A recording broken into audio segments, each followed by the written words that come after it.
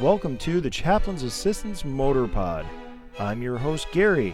Sometimes I'm known by codenames, nicknames such as G.I. Gary, Ironmonger, Kuda Zappa, and for that one summer in Boy Scouts, Wolfman. Now, I'm your host, and this podcast is part of the Pint O Comics, quote-unquote, family. I'd just like to thank their helpful lawyer, Fred, and his paralegal, Fred, for their assistance in reminding me to remind you of that fact. Don't forget to check out Extensive Enterprises for all your legal and accounting needs. And with that, on with the show. Today, I'm going to look at some new business with the comics, a little bit of middle business, and take a look at some classified figures and, of course, a classic vehicle. And what's interesting to note is this is the first episode I'm recording actually in my basement. Toy room. Pit with everything around me. So it's going to be new for me, a new space, and it's quiet and comfortable, and hopefully the audio comes out good too. So anyway, like I said, we're going to start with G.I. Joe the comic book. And G.I. Joe, a Real American Hero, 281, hit the stores and promptly sold out thanks to Key Collector putting it as a key with a new character, Sherlock. Now, Sherlock is a creation of editor Tom Waltz, who has had her in the back of his mind for many years, and then finally pitched it to Larry Hama, and he introduced her with 281, Murder by Assassination, Part 1. Now, my hot take is, has anybody heard of Misty Knight? Now, Misty Knight is a detective in the Marvel Universe, premiering in Marvel Premiere, featuring Iron Fist, and she is a African-American detective who eventually got a bionic arm. Sherlock has a bionic arm too. Hers is left, Misty's is right. Just seems a little too similar. I don't know if Mr. Waltz had Misty Knight on the brain, but it seems a little similar. And that's another thing. There's a lot of new collectors in the G.I. Joe scene, and they're looking for keys, and they're slabbing and everything. I've always bought comics primarily to read first. I do have some that are encased in plastic that I will never be able to read unless I crack that. That's all well and good, but one thing that G.I. Joe, a Real American Hero, was designed to do was sell toys. So with introducing a character that doesn't have a toy yet, is that a key?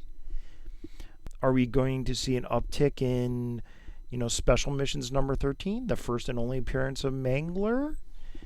That issue where there's Cool Breeze? So that's where I'm kind of going with Sherlock.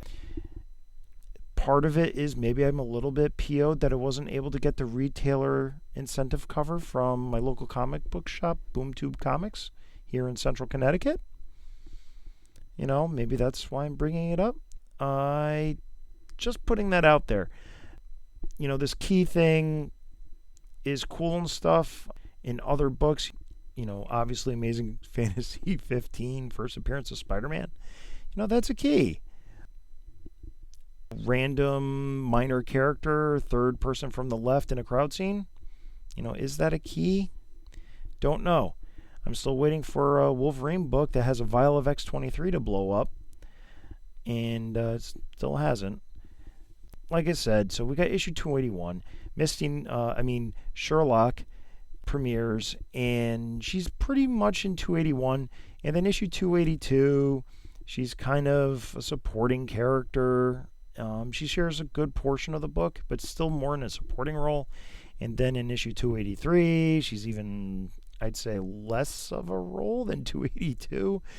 So, okay, it's a new character in the G.I. Joe universe. I'd like to see where it goes.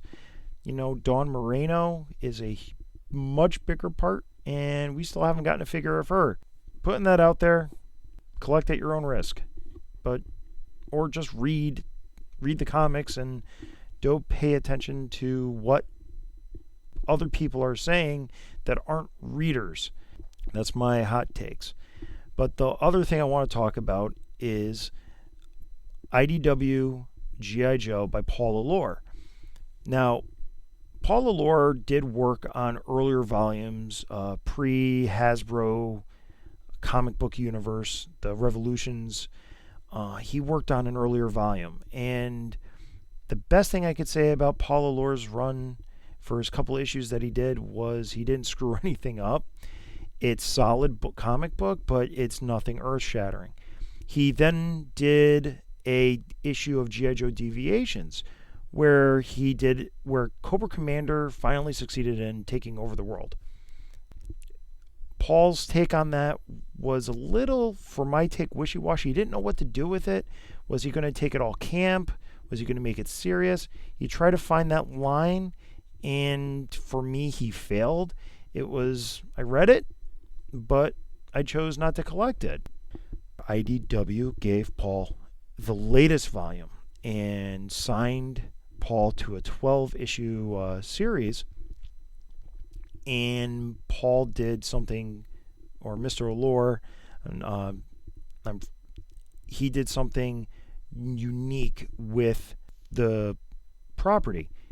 He started out with the same premise as Deviations. Cobra has taken over the United States, if not the world.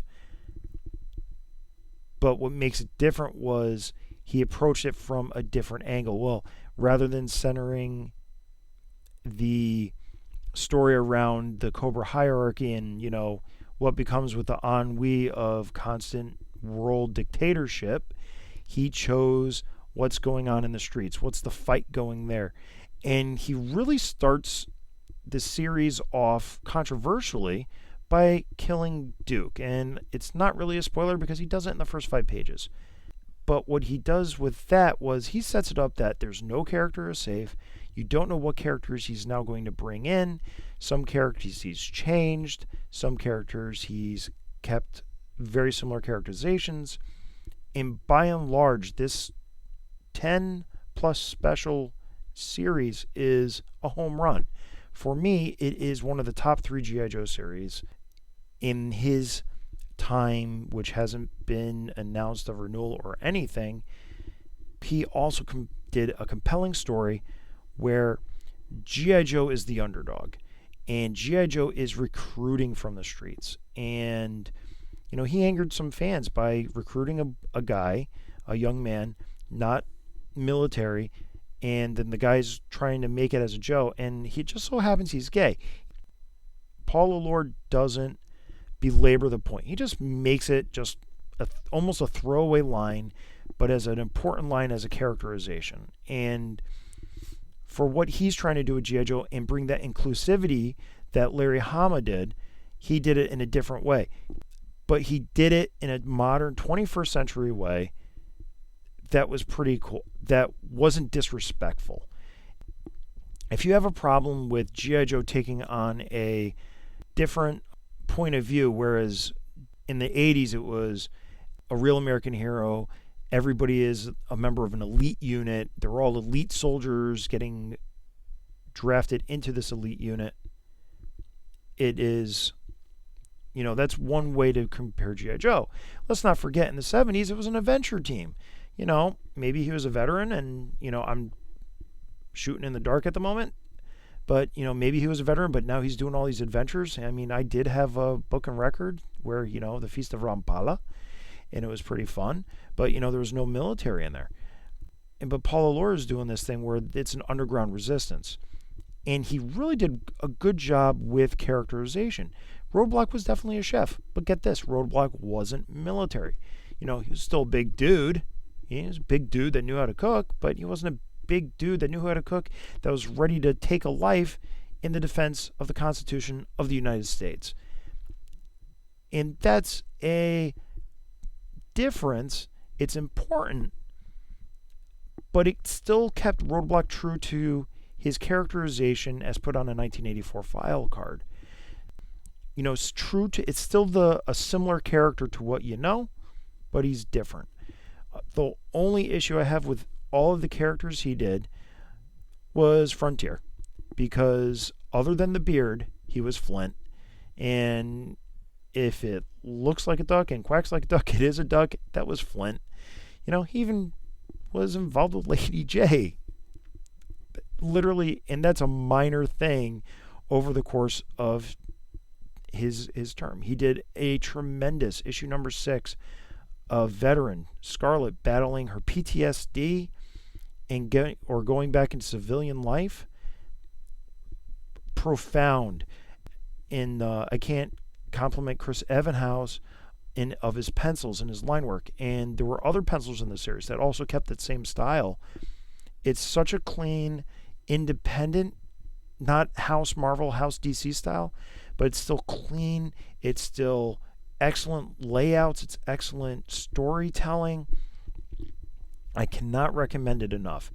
And then he gets 10 issues, and during the time there was the pencils down movement, and then he comes out with Castlefall, which is a double comic. It's 44-ish pages.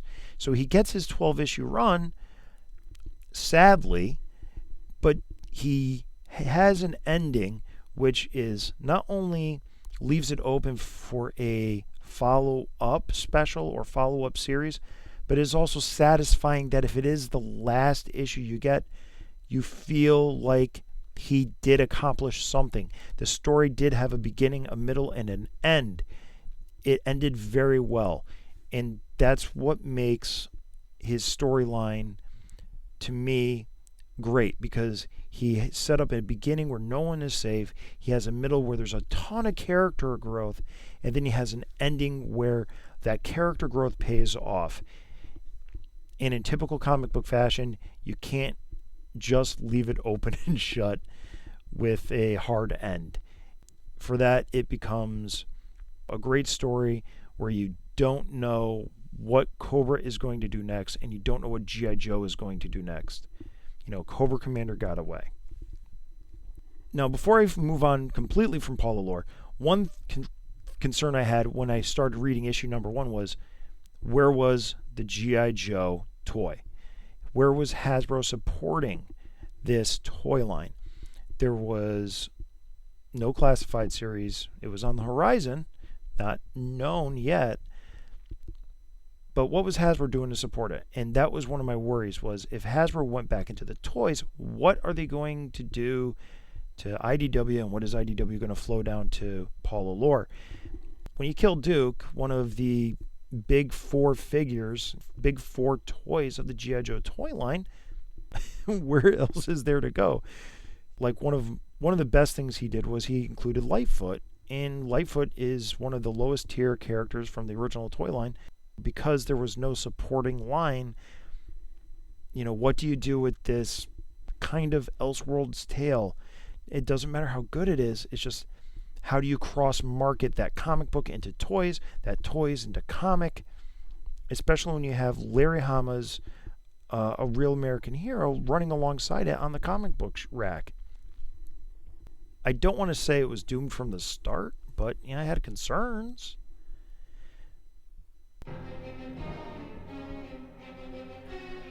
So the second thing I'm going to look at today is I'm going to look at G.I. Joe Classified Cobra Commander.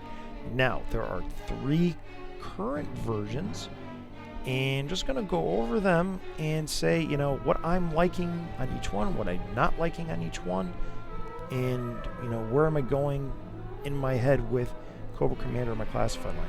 Now, right now, classified line is a line I'm collecting complete. I'm getting 1 of each figure, with the occasional toe dip into 2 with army builders like Red Ninja, Cobra Trooper, and Cobra Viper. But with all the variants, I'm still collecting the variants too, because I don't know what I'm going to do down the road. That is something that I'm going to figure out when it starts to take up some space and I need to condense space. So Cobra Commander has been released essentially 3 times, 2 different numbers in the system.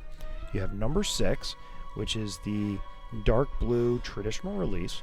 You have the number 6 light blue Cobra Commander Regal variant. And then you also have number 9, the Deluxe Cobra Commander. We'll take a look at number 6 first. And, the first thing you notice is it's a nice dark blue.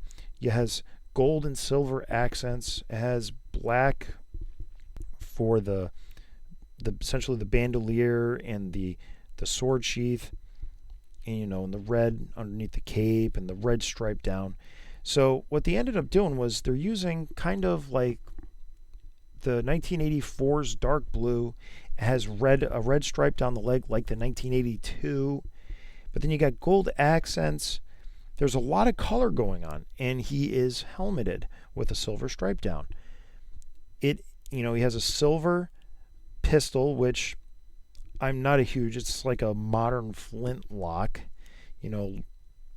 like a laser flintlock, which is to me is an oxymoron. And he has this sword that fits nicely into his sheath, a gold cobra handle.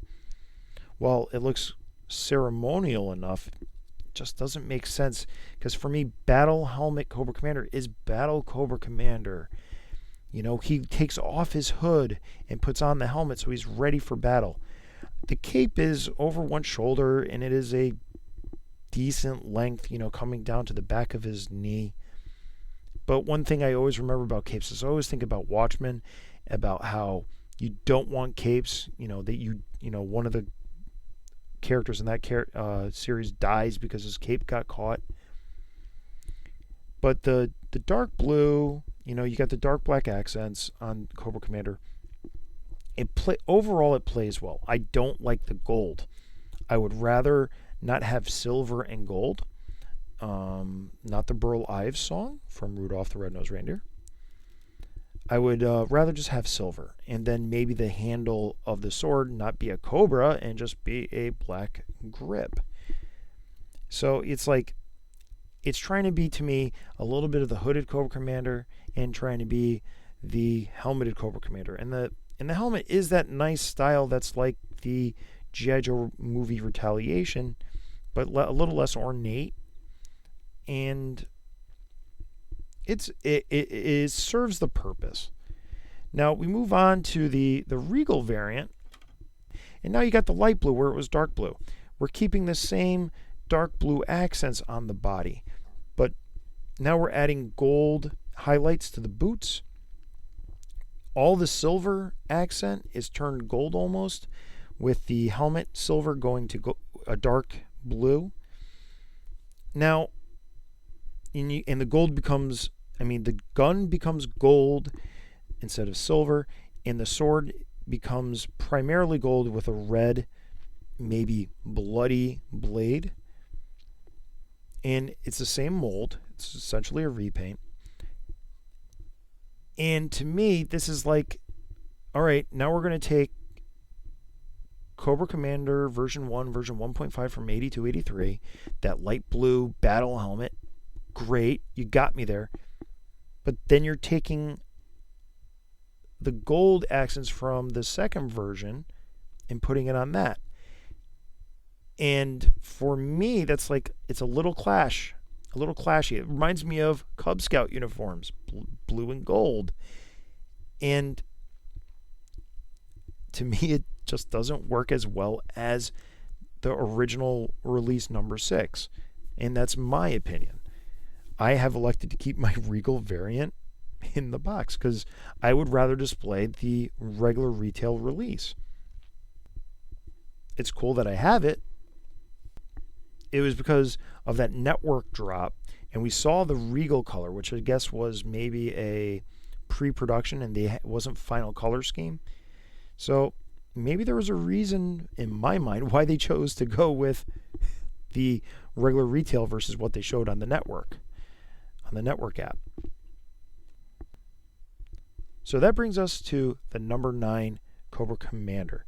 Now, the number 9 Cobra Commander has a lot more paint apps. One of the biggest things they changed was they changed his webbing around his body because they changed the cape. So the cape is on him with, elastic, and it's soft goods. And it is, I love soft goods with this figure. with these figures. It's borderline going towards like that Mezco high end area, and they gave it a lot more paint apps, which makes it really pop.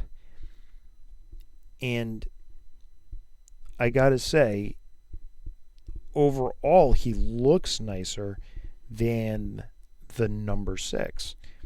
I especially like some of his accessories. The globe that they include with him, the gold globe for him to point at, oh my gosh. Just, that is awesome. And especially because they gave him a hand to hold it. But the other cool thing with that globe, it's just right for customization. I almost want to buy another one of these guys just because I want to just give him some touch-ups. But the sword, is gold with a red handle. So they're using the same colors as the Regal for the sword.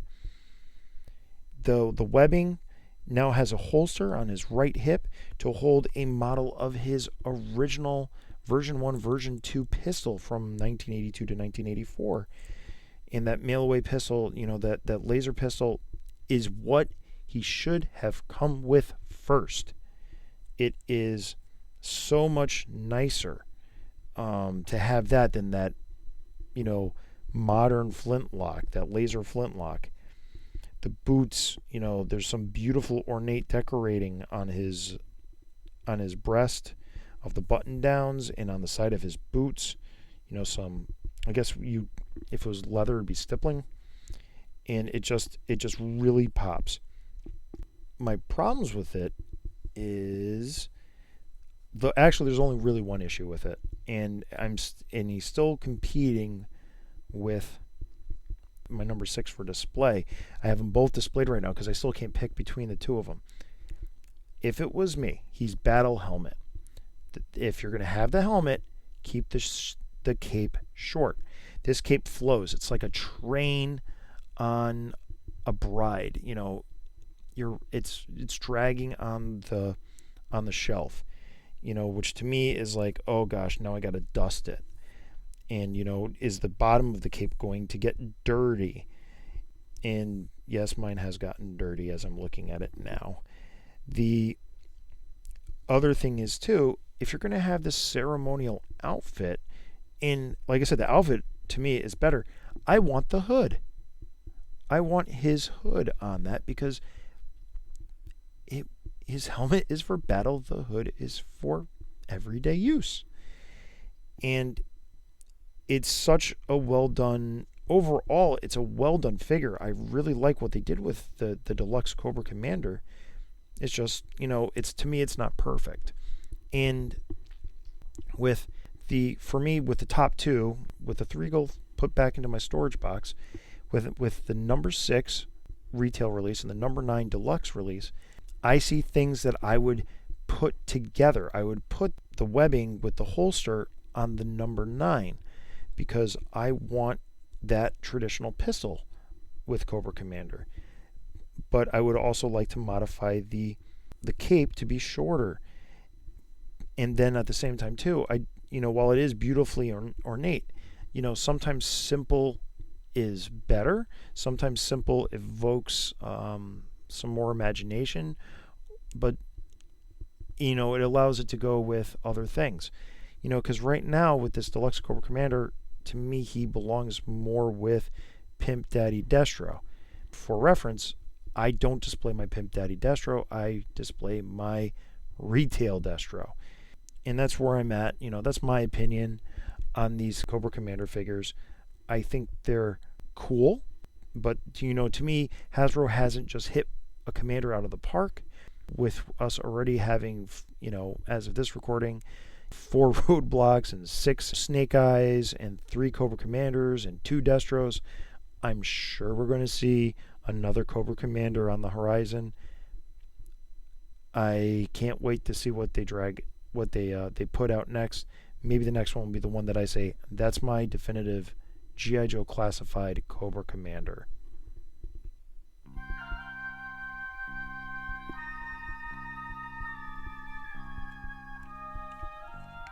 Now, with all this talk about Cobra Commander and his plotting of world domination, you got to be able to spy on them. We all know the best spy in G.I. Joe's Sneak Peek because he has the periscope.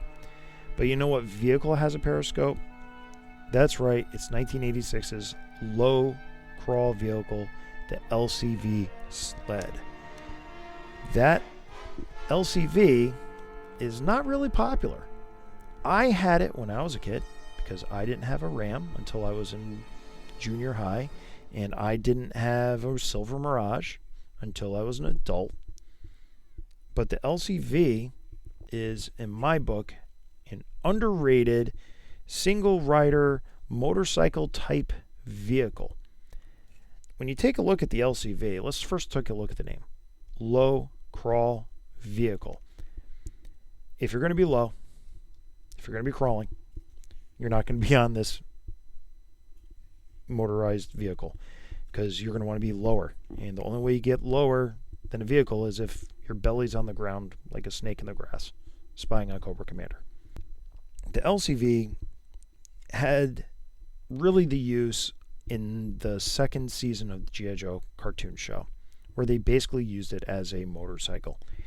In my play patterns as a kid, I used it just like the cartoon as a motorcycle because I didn't have another motorcycle. Motorcycles are great scout vehicles. They have their place in the military. The LCV will always have a soft spot in my heart, and as such always has a place in my collection, which is the reason why I have 3 or 4 of these, maybe even more. I think they're pretty cool, and they're still pretty cheap as well. The body is molded in green plastic with highlights in dark brown and beige. Has a real rubber rear tire, clear canopy, and clear plastic for the headlamp. The characters are shown riding this 2 ways. On the box you have Bazooka laying on his belly, looking down at the radar. In the advertisement for it, they were sitting up, like they were sitting in a lawn chair, which is kind of weird because how the heck do you steer? ARAH has a couple of things going for against it because you don't really know what to make of it. The tracks on the front, in my hand, now it suggests definitely that slow speed. Now, when you're on a bike for one reason in particular, which is maneuverability, because you can get between tight spots, but you're also has an element of speed to it. Motorcycles, they're raced like anything in motorsport, and this LCV in hand doesn't have that, but thanks to Sunbow, it transcended its limitations. At the top of the canopy, you have the periscope, which makes sense because if you're looking at the radar down, because remember, these early figures cannot articulate their neck to look up. So that's the only way they're going to do it. They're going to look through the periscope as they're driving forward. That has 2 machine guns on each side. Now, one thing about the machine guns is the way they have the canopy clip over the body. The machine guns are actually, the barrels would be partially obscured by the glass. Here's a quote-unquote limitation of the mold, would be as if they spaced the machine guns out just a wee bit.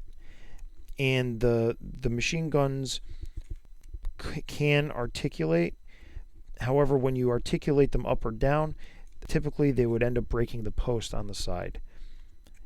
If you ever want to fix the post on the side by taking this apart, you're best off hopefully having the post, because you'll just end up gluing it on, and then glue will spread, and then you'll lose your articulation in the gun. So you've got to be very careful, or else number 1, it's going to break off again, or number 2, it's just going to glue the gun to the side.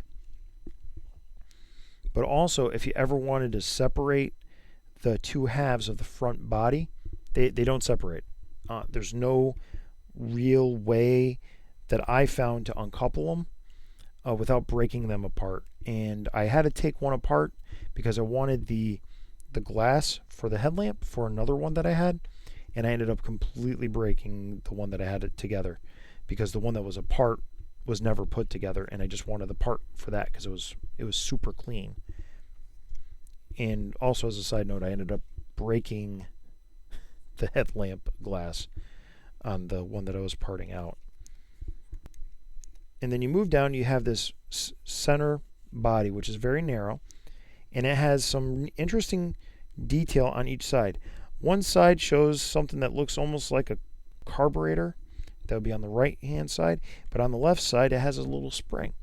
Now the spring is a nice little detail because also where the bodies come together, where the big head comes together with the slender body, there is some articulation.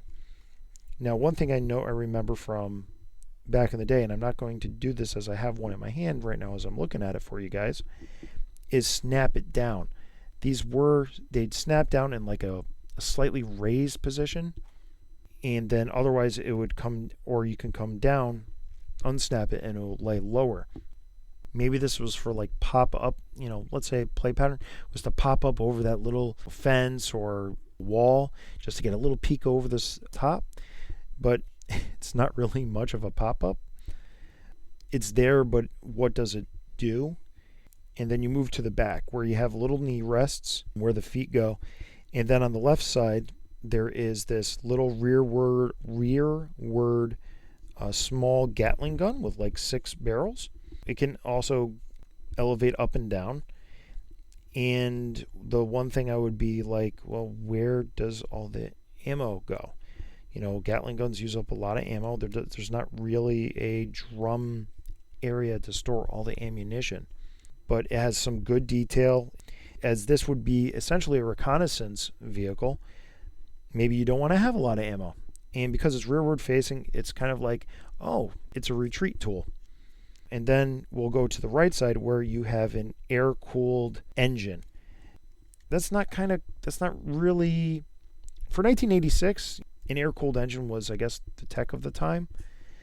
But one thing is, there's no exhaust on the engine. It's just hanging out there. Gosh only knows how loud it would be. But now you have your thing that's, okay, this is what's going to propel the wheel. In 2020 vision, or 2021 vision, this would be a perfect thing for this to be an electric. An LCV would be an electric motorcycle. Let's step back to 1986. I guess air-cooled 4-strokes was where it was at.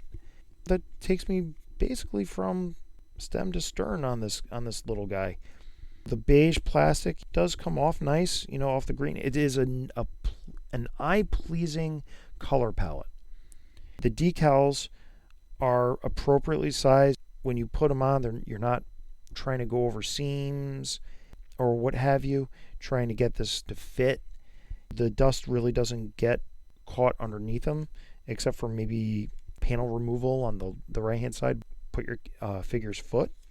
It's an adequate motorcycle, and for me, is it as good as a Ram? No. Is it as good as a Silver Mirage? No. But it has its place because of nostalgia for me in my collection. We got a thoughtful single rider vehicle for 1986, which is also weird when you consider that the Silver Mirage was introduced in 1985 and was also available in 1986. Before I close out on the LCV, one thing I want to talk about is something that I call the Battle Force 2000 aesthetic. Now, 1986, I think, is probably the pinnacle year of G.I. Joe. We had every year from 82 to 86, they just cranked it up more and more, and everything that they were doing successful, they ended up pushing harder on. But one thing they did in 1986, as I look at it in hindsight, was with the G.I. Joe team being 5 to 13 years in the future, by 1986 they were thinking of that 13 years in the future. But there was still a good mix. You had a Tomahawk, which is probably the GOAT of G.I. Joe helicopters. In 1986, you did have this weird mix of things really moving towards future tech. The Havoc, another example. And like last week when I covered the Stun, or 2 weeks ago when I covered the Stun, that's a little futuristic. But with something like the Havoc, and then you have the LCV. It's the angular style. Things starting to look futuristic, as in they don't make sense. That was one thing that tied or grounded earlier vehicles. While they didn't look exactly like their counterparts, they were very close. Something like the Cobra Ferret ATV looks like an ATV. It's a little oversized, but it looks like an ATV. This LCV pushes the motorcycle envelope to like, okay, what are we going to do in the future? Are they going to have these little tiny track wheels in the front? Spoiler alert, no. 13 years later, we were still using, the American military was still using dirt bikes with no Gatling gun sidecars. They never went to this little tiny wheel. Motorcycles are still not used. They're still used in a reconnaissance capacity, but they're not used as slow movers. They're get out type vehicles. And I'm sure they probably, a reconnaissance rider will ride them out to a point and then hoof it to enemy territory to get the recon, and then hoof it back and then hop on the bike and take off. This is one of those vehicles that's the turning point for what 1987 was to become, which was they were pushing and then they pushed a little too far. And when you have that pushback from Battle Force 2000, and I think if you look at the LCV in the context of that, I think what we're seeing is the designers moving to that. Wow, they're buying all this stuff, so we're Battle Force 2000 is going to be a sure bet. That would ultimately prove to be something that they weren't expecting in 1987. But I also think there's other reasons for 1987 not being as successful as it should have or could have been.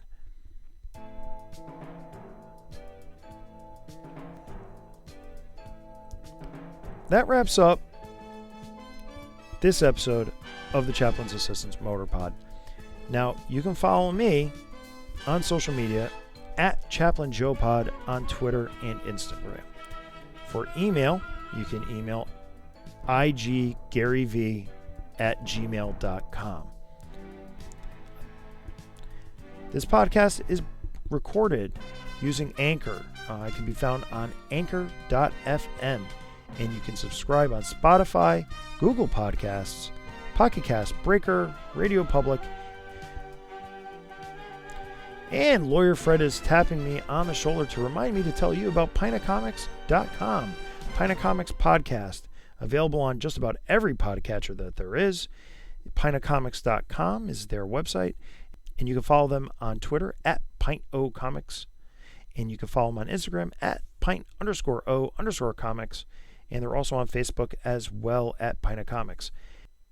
Let them know I sent you, because maybe it'll reduce this bill from the Paoli twins, who seem to be the COOs of Executive Enterprises.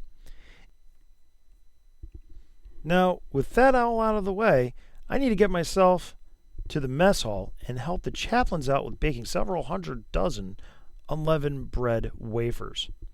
This has been your host, Gary, and Yo Joe!